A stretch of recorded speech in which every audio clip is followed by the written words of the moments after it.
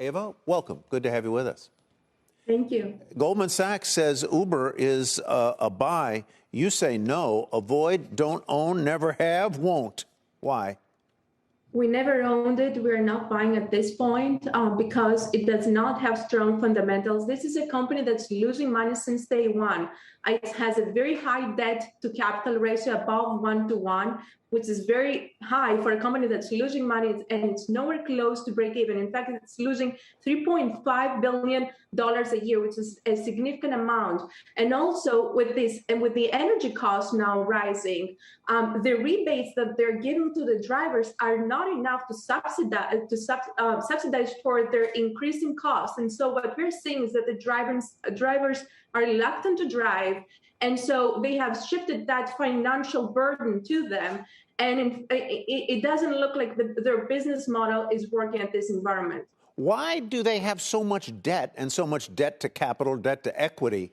What are they, other than financing their losses, what are they financing?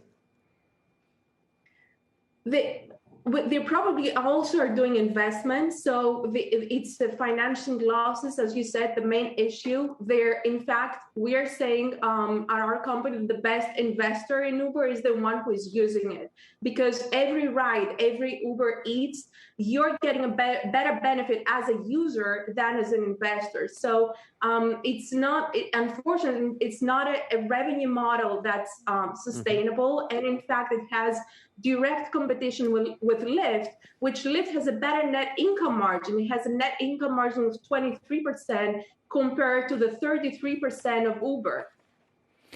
All right. So on that note, Ava, let's move along to Facebook or Meta. And do you like that stock any better?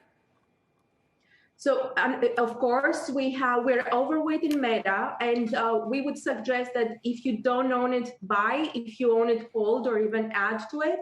And so the reason is that's a very well-diversified company. It can sustain in a bad economic environment. Leadership is the most important trait we're looking at an environment like this one, because leadership is able to help these companies not only survive this bad economic environment, but also thrive.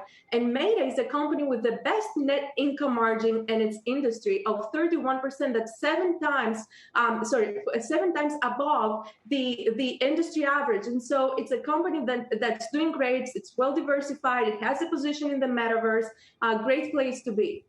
So, question: if you like Meta for all the reasons you described, I guess without mentioning Alphabet specifically, but Amazon, Apple, Netflix, some of the other mega cap tech names, Microsoft, would you be equally interested there, or staying a little shy?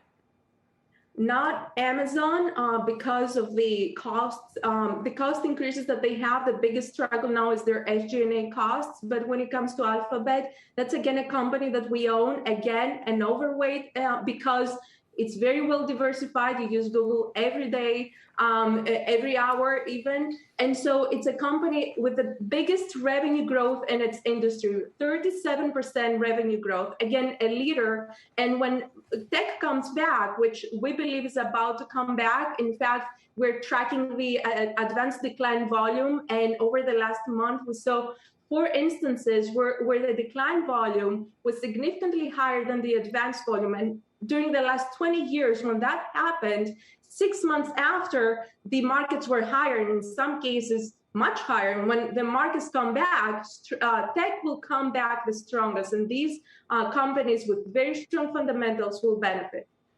Let's move on to Google, where you have a somewhat similar take, which is to say, if you own it, hold it. If you don't, consider buying it. And you're attracted by the net income margin, among other things, here at Alphabet.